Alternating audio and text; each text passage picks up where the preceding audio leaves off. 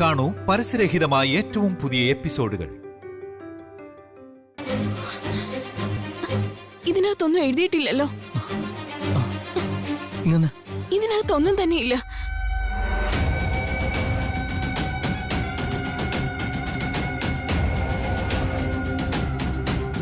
നമ്മൾ ഇത്രയും കഷ്ടപ്പെട്ട് അങ്ങോട്ട് പോയിട്ട് പോലും, നമ്മൾ ഇത്രയും റിസ്ക് എടുത്തിട്ടും നമുക്ക് കിട്ടിയത് ഈ ബ്ലാങ്ക് ആയിട്ടുള്ള ഡയറിയാണ്.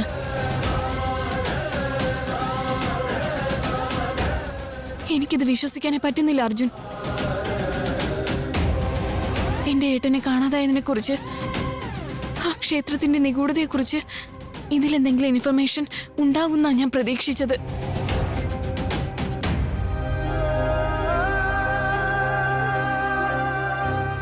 ഒന്നും എഴുതിയിട്ടില്ലാത്ത ഈ ഡയറി ഇത്ര സീക്രട്ട് ആയിട്ട് അവിടെ ഒളിച്ചു വെച്ചിരുന്നത് എനിക്കൊന്നും മനസ്സിലാവുന്നില്ല. ഇയാളുടെ ജന്മനക്ഷത്രം ഉപയോഗിച്ച് മന്ത്രദിഗ്ബന്ധനം ചെയ്ത് ഇതവിടെ ഒളിപ്പിച്ചു.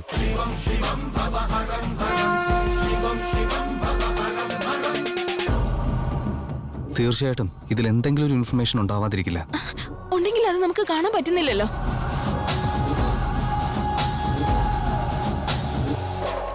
ഇയാളുടെ ചേട്ടൻ വളരെ സ്മാർട്ടാ. ഇത് ആരുടെ കയ്യിലും കിട്ടാൻ പാടില്ലെന്ന് തീരുമാനിച്ചിട്ടുണ്ടെങ്കിൽ ഇതിലുള്ള മാറ്റർ അങ്ങനെ എല്ലാവർക്കും മനസ്സിലാക്കാൻ പറ്റുന്ന രീതിയിൽ എഴുതാൻ വഴിയില്ലല്ലോ. എന്നുവെച്ചാ ഇയാൾക്കല്ലാതെ മറ്റാർക്കിത് മനസ്സിലാക്കാൻ പാടില്ല എന്നൊരു ഉദ്ദേശത്തോടെ ചെയ്തിട്ടുണ്ടെങ്കിൽ ഇതിലുള്ള മാറ്റർ ആർക്കും അറിയാത്ത രീതിയിൽ ഏതെങ്കിലും മെത്തേഡ് ഉപയോഗിച്ച് എൻകോഡ് ചെയ്ത് കാണും.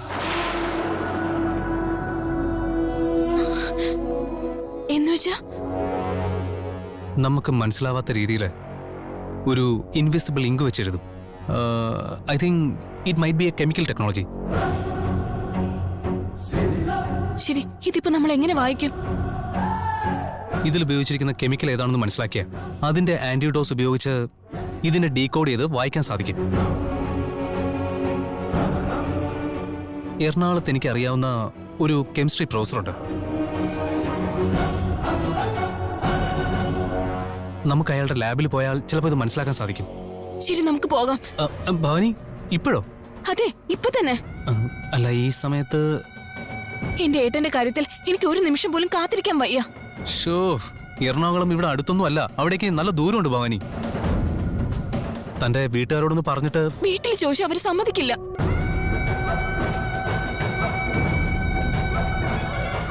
നമ്മൾ പോകാതിരുന്ന ഇതിനകത്ത് എന്താന്ന് അറിയാൻ പറ്റില്ല. എനിക്കിപ്പോ ഡയറിയുടെ കാര്യമല്ലാതെ മറ്റൊന്നും ഇമ്പോർട്ടന്റ് അല്ല. ഞാൻ പാക്ക് ചെയ്തിട്ട് വരാം, നീയും പോയി പാക്ക് ചെയ്യ. ഭവാനി, ഞാൻ പറയുന്നൊന്ന് കേക്ക്. നീ എന്ത് പറഞ്ഞാലും എനിക്കതൊന്നും കേക്കണ്ട. നീ വെയിറ്റ് ചെയ്യ, ഞാൻ ഇപ്പൊ വരാം. അല്ല ഭവാനി,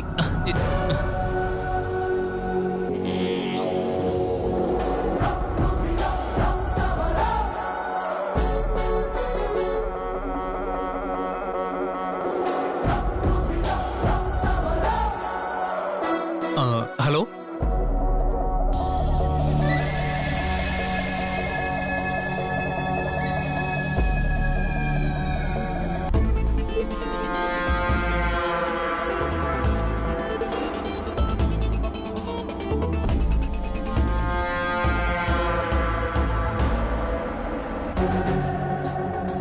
ഭവാനി, എന്ത് പറ്റി? നിന്റെ ചേട്ടനെ കുറിച്ച് എന്തെങ്കിലും വിവരം കിട്ടിയോ? ഇല്ല, അതേക്കുറിച്ച് അന്വേഷിക്കാൻ എറണാകുളം പോവാ. എറണാകുളോ? എന്തിനാ ഇപ്പൊ ഈ രാത്രിയിൽ എറണാകുളത്ത് പോകുന്നേ? ഭവാനി, നിന്നോടാ ചോദിക്കുന്നേ.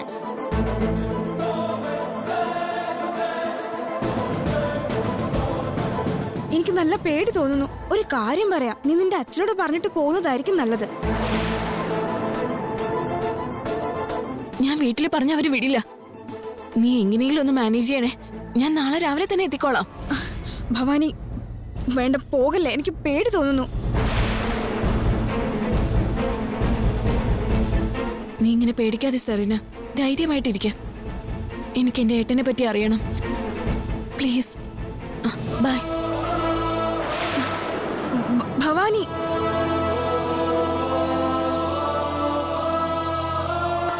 എന്റെ അല്ല,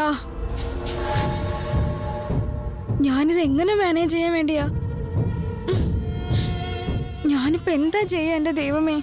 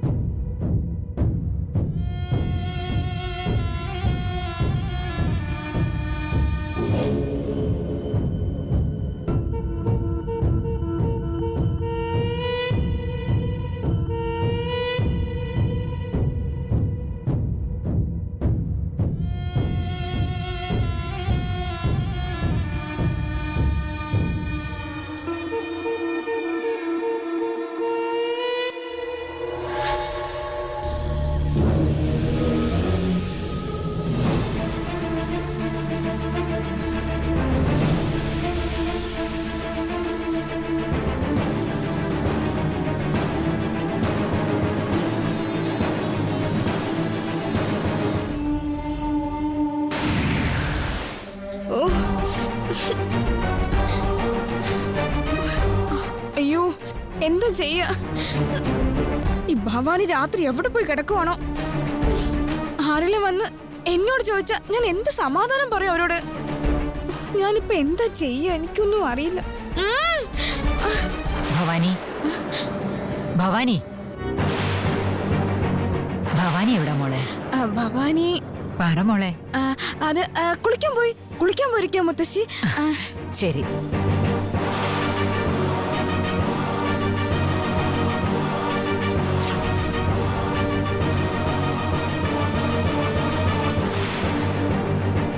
കുളിക്കുമെന്നല്ലേ നീ പറഞ്ഞത്? ബാത്റൂം തുറന്നിട്ടിട്ടാണോ കുളിക്കുന്നത്?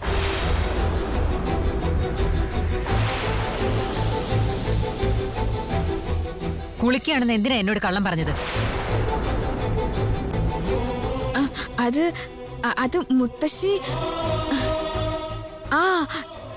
ഞാന് രാവിലെ എഴുന്നേറ്റപ്പോ എന്റെ കൂടെ ഉറങ്ങിക്കിടന്ന ഭവാനി കാണാത്തോണ്ട് ബാത്റൂമിലുണ്ടാവുമെന്ന് വിചാരിച്ച് പറഞ്ഞതാ. കുസൃതി പെണ്ണ്.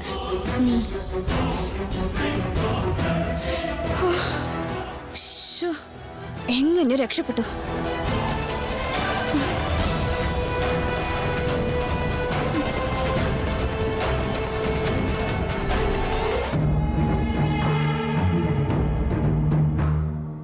കൗസല്യേ, ഭവാനിയെ കണ്ടായിരുന്നോ? ഇല്ലമ്മേ. അവള് പിന്നെ എവിടെ പോയതാ?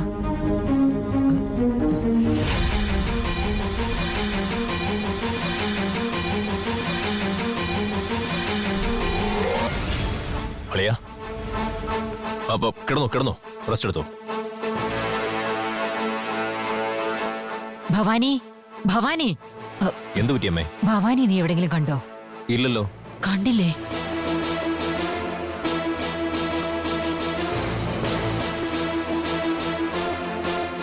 എന്തിനാ അമ്മേ ആവശ്യമില്ലാതെ പേടിക്കുന്നത്? അവള് വീട്ടിലെവിടെയും കാണുന്നില്ല.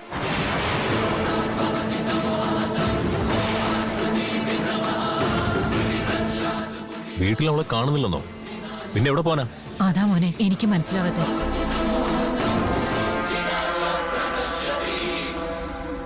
സെറീന,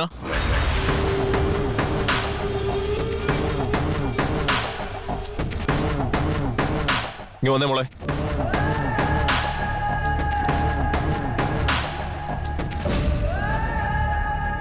എന്താ അങ്കിൾ വിളിച്ചേ? ഭവാനി എവിടെ?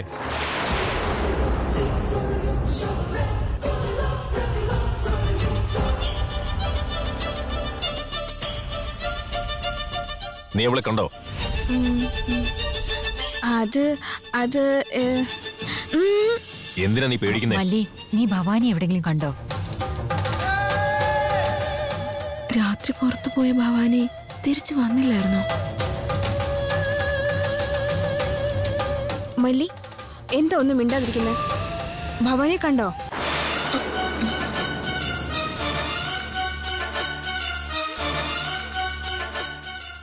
എനിക്കറിയില്ല ഏട്ടത്തി. വീട്ടിലുണ്ടായിരുന്നല്ലോ, എവിടെ പോയതാ അമ്മേ?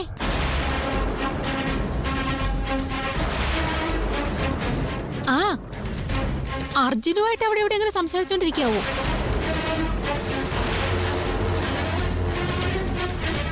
ആ പയ്യനോട് സംസാരിച്ചിരിക്കുമെന്നാ എനിക്ക് തോന്നുന്നേ.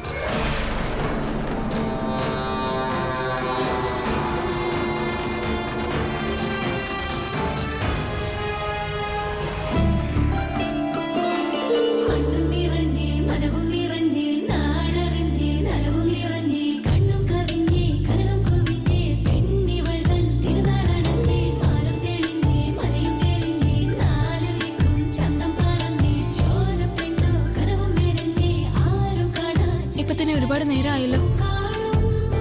മേ ബി ഒരു 2 മണിക്കൂർ എടുക്കും. ഇനിയും 2 മണിക്കൂറോ? അതെ. ഭവാനി, ഇയാൾക്ക് വീട്ടിലൊന്ന് പറയായിരുന്നു.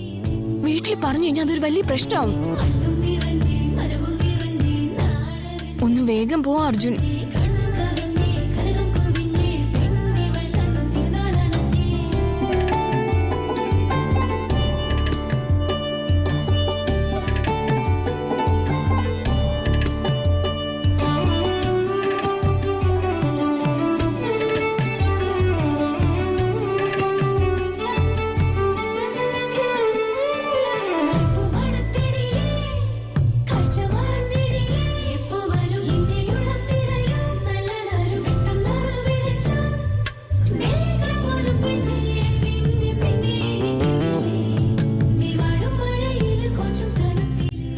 എന്തിനാ വണ്ടി ഇവിടെ നിർത്തിയേ?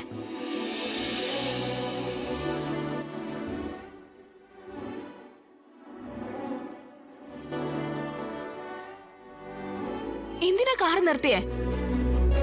നമുക്ക് ഇവിടെ നിന്ന് ഫ്രഷ് ആയിട്ട് പോവാം.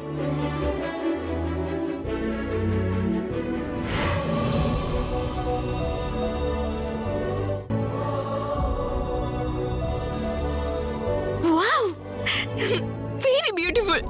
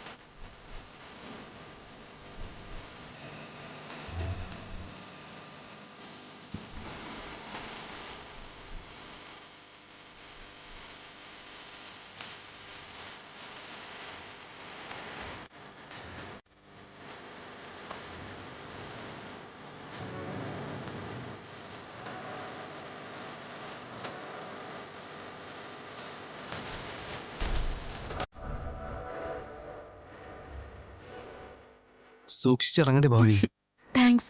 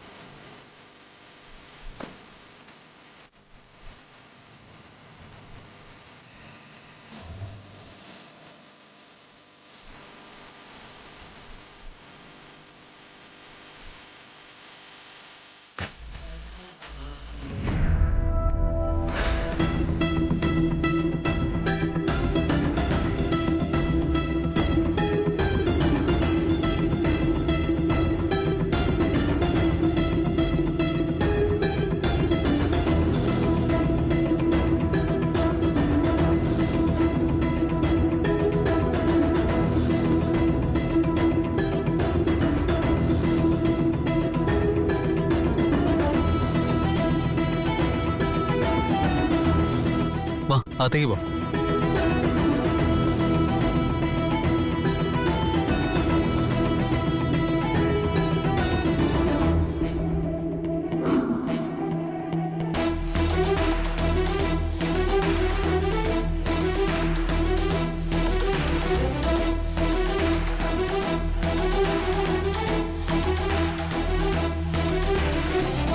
ഈ വഴി.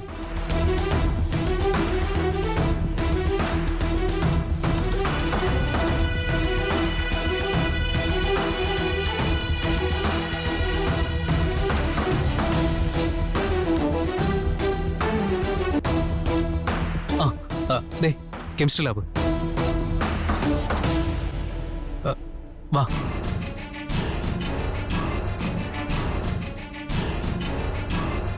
ഈസ് ദേ. Hi sir. അർജുൻ വന്നോ? ഇപ്പൊ എത്തിയുള്ളൂ. സാറിനോട് ഫോണിൽ പറഞ്ഞില്ലായിരുന്നോ? അതാണിത്.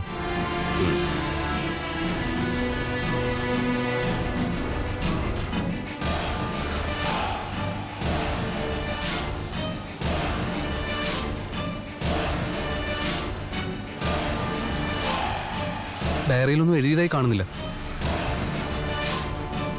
പക്ഷേ ഇതിലെന്തോ എഴുതിയിട്ടുണ്ടെന്ന് തന്നെയാ എന്റെ ബലമായ സംശയം.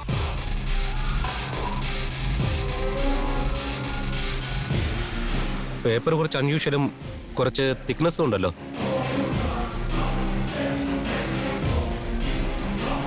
യെസ്, നിന്റെ ഗസ് കറക്റ്റാണ്. ഈ പേപ്പർ ഇത്രയും തിക്കായിരിക്കണമെങ്കിൽ ഉറപ്പായിട്ട് ഏതോ കെമിക്കൽ അപ്ലൈ ചെയ്തിട്ടുണ്ട്. ഇറ്റ് മീൻസ് ഇതിലെന്തോ രഹസ്യം എഴുതിയിട്ടുണ്ടെന്ന കാര്യം സംശയമാണ്.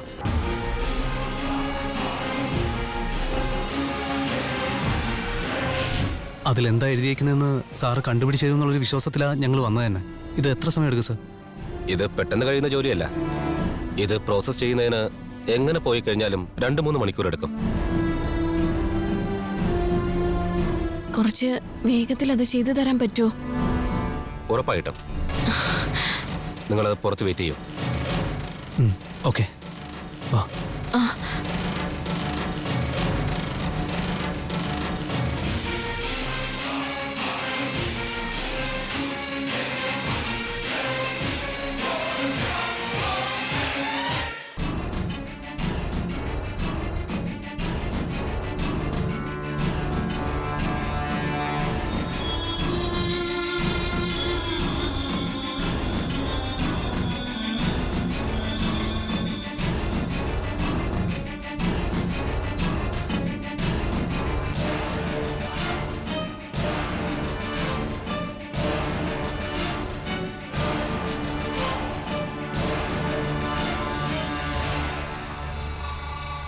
ഭവാനി, ഒരു കാര്യം ചെയ്താലോ?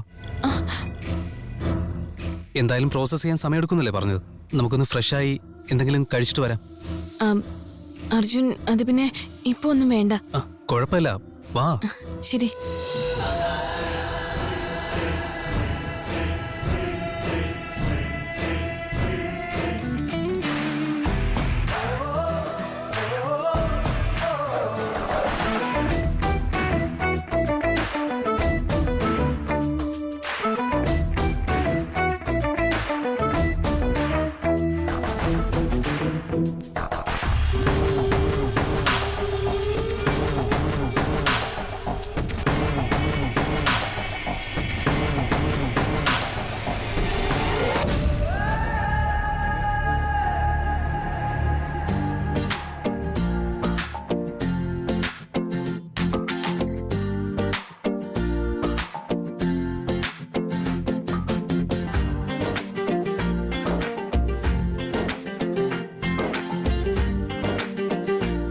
നമസ്കാരം സാർ, കുറെ നാളായാലോ കണ്ടിട്ട്.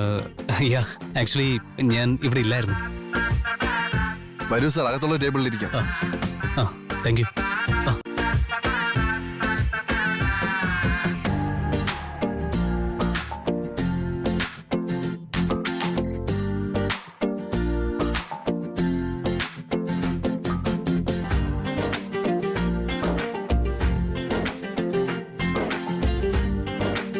എനിക്ക് ഈ റെസ്റ്റോറന്റില് പെർമനന്റ് ആയിട്ട് സീറ്റ് ഉള്ളത് പോലെ ഉണ്ടല്ലോ. ഹേയ് അങ്ങനെയൊന്നുമില്ല. പിന്നെ ഞാനിവിടെ ഇടയ്ക്ക് വരുമ്പോ ഇവിടെ ഇരിക്കാറ്. നിനക്ക് ഫേവറേറ്റ് ടേസ്റ്റ് ഒക്കെ ഉണ്ടോ? എനിക്ക് നല്ല ടേസ്റ്റ് ഉള്ളതുകൊണ്ടാണല്ലോ ഞാൻ ഇയാളെ ഇഷ്ടപ്പെടുന്നത്. Sir order. Yeah please.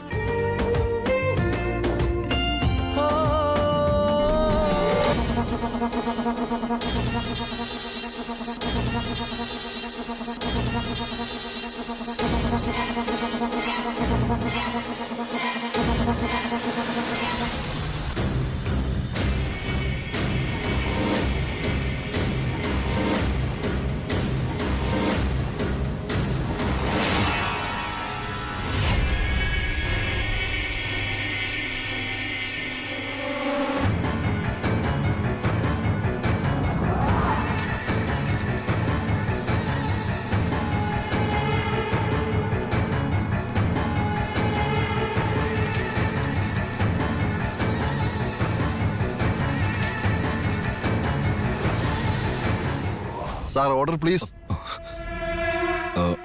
Order എന്ന് പറഞ്ഞാൽ കഴിക്കാനായിട്ട് എന്ത് വേണമെന്നാ സാർ ചോദിച്ചേ?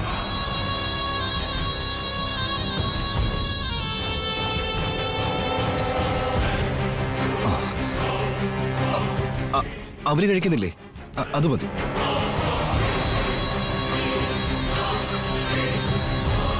സാധാരണ ഫുഡ് മാത്രം കഴിച്ച് ശീലിച്ച ആളാണെന്ന് തോന്നുന്നു. സാൻഡ്വിച്ച് ഒന്നും കണ്ടിട്ടില്ലായിരിക്കും. ഓക്കെ.